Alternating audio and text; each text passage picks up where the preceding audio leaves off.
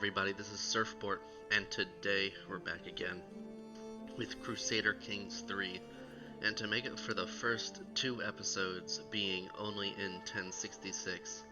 Last episode and this episode will be in 867, and then from there I'm going to alternate. This is going to be episode 4, so all the evens will be in 867, and all the odds will be in 1066. I think that's a good system. So let's jump right on in. 903, Francia has formed. The legacy of Charlemagne has returned through the Carlings.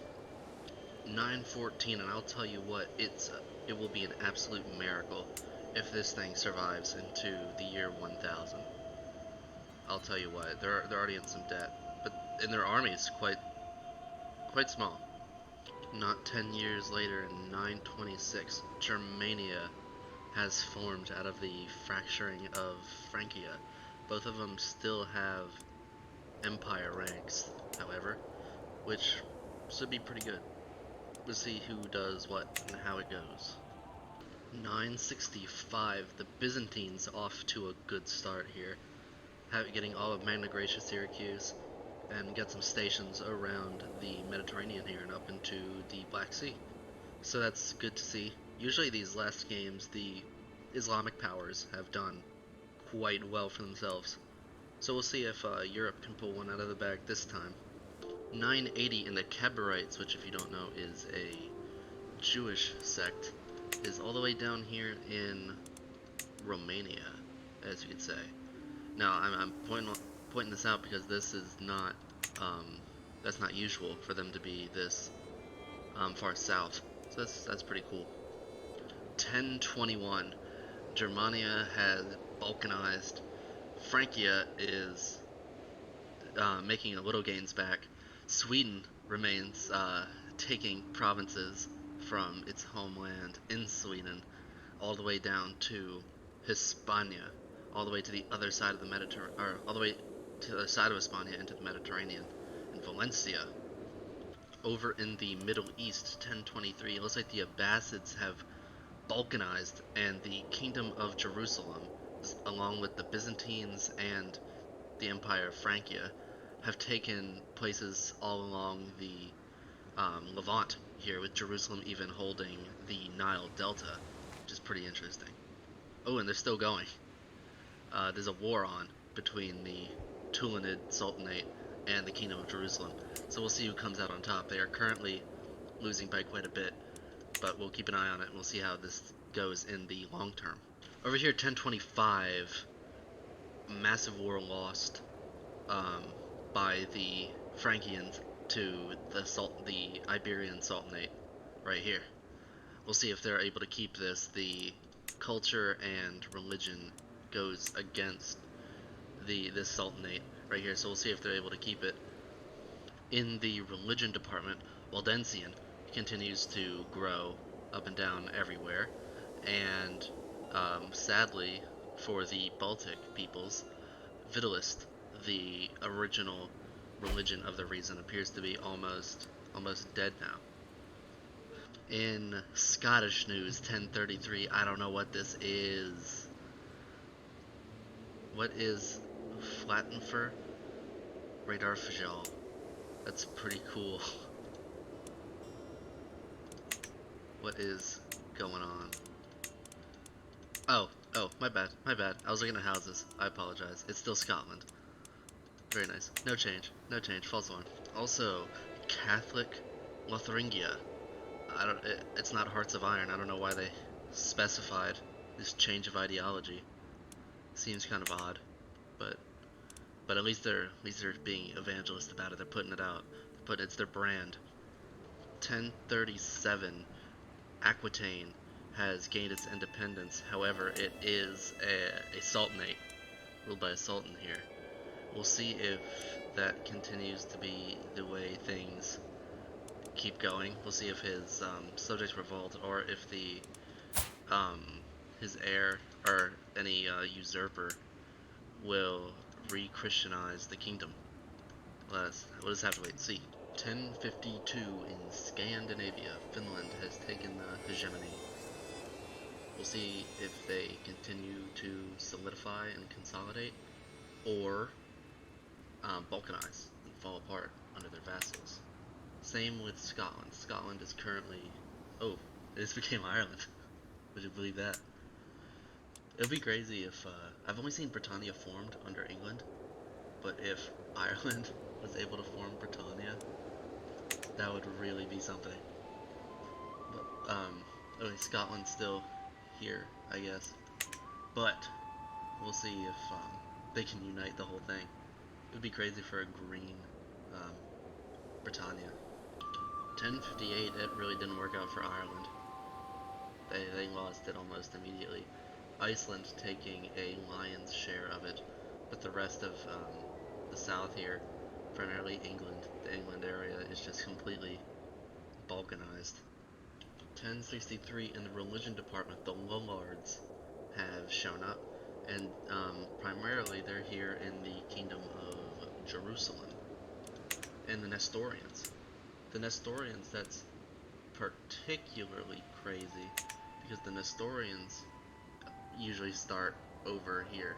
But yeah, you can see Nestorian right over here. To my knowledge, in the far, far east over here, basically the farthest east you can go, is where the Nestorians start off. And it's absolutely mad to see them right here in this Byzantine Empire. 1119, Mongolia has just formed, and the Sepmi in Scandinavia have taken Finland as the current hegemon of Scandinavia. Europe is a big mess. Hispania is consolidating under Islam. Most of, a crisp half of France, I dare say most of France is Islamic, and the other is Waldensian. The Middle East, however, is Christianizing. The Crusades seem to be a big success. As far as Islamic empires are concerned, we've got the Tulunids and the Ibrahimids still going strong. Although we'll see if they'll be able to stem the tide of the Byzantines, who slowly encroach along the African coast, starting from Carthage. 1133, the Ibrahimids have taken Rome. What a day. They've taken Rome and continue to expand into their respective places. As far as religion is concerned, in the Byzantine Empire, it's split pretty much between the Orthodox and the Christiani. In 1182, the Byzantines continue to expand, not under stress though. It's a little bit hard for them, but they're actually putting up a pretty good fight against the encroaching Islamic powers, unlike Western Europe over here that falls a little bit more and a little bit more each day to the boys over here. Still though, Judaism remains alive here in Central/Eastern Europe, and Asatru in the British Isles becoming the dominant power. Ooh, and as far as Islamic religions, or sects of religions are concerned, there's the Sufism, which I have not seen anywhere else. I think this is the first time I've made particular note of this particular sect. But yeah, it's pretty cool. 1188, down in North Africa and the Middle East, the Tulunids have sort of fallen from grace here, being divided into three parts. Libya down into the Sahara, Egypt all the way down into Somaliland, I guess you could say, and the rest of it here in the Arabian Peninsula, and this little exclave right here in Syria/Turkey. Like I said in the last episode, I have no idea what it is about the European AI in this game and not being able to keep it together whatsoever. 1213, new religion I haven't seen before. Massalianism. Everything's better than being an Adamite, isn't it? You can do anything you want, except be naked.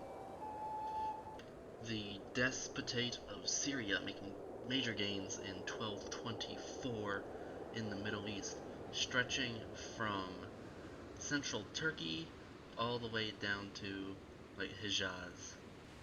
This region right here, Hijaz. 1237 and some other form of the Mongols that are basically the Mongols are here. We'll see if they last. They're culturally they are basically Mongol. The dominant culture anyway, the culture of this guy, his wife, is Mongol. But usually these past few games I've seen, the Mongols end up breaking apart quite easily, especially after the death of their leader. And so we'll see if after this guy dies, he's 71, he's probably about to die. We'll see if he can, we'll see if he can keep it together, this whole kingdom. Here in 1286, Toledo making massive gains everywhere in Western Europe, while Byzantines do the same in the East. We'll see if they have a couple borders around here. They have here and then mainly here. We'll see if they try to come in contact with each other. The Byzantines also might come into immediate conflict with the Tumids, who I think off camera formed Egypt for a brief time. However, this is all that's left of them. They've reverted back to the Tumids. We'll see if they're in debt and they're minus piety. We'll see if they are able to withstand or outlast the Byzantines. Coming up, we've got about a little less than 200 years left until the end of the game. 1370, the Byzantine Empire, which once stretched from North Africa here all the way to modern-day St. Petersburg, is crumbling, losing many, many states, most notably of which the White Rus. Now this has formed St. Gilles, the St. Gilles Grand Clan, which was the same yellow one that it always was, I don't remember the name. Also England has formed, so is Norway, Norway's Waldensian, while England is Islamic. The British Isles are split between Islamic England and St. Gilles. 1450. Here we are at the end here, and this is what the world looks like. It's all sort of collapsed in on itself. And partake in this, viewing this, the Norway Empire. This is what Islamic Britain is called. Would you look at that? That's absolutely wild.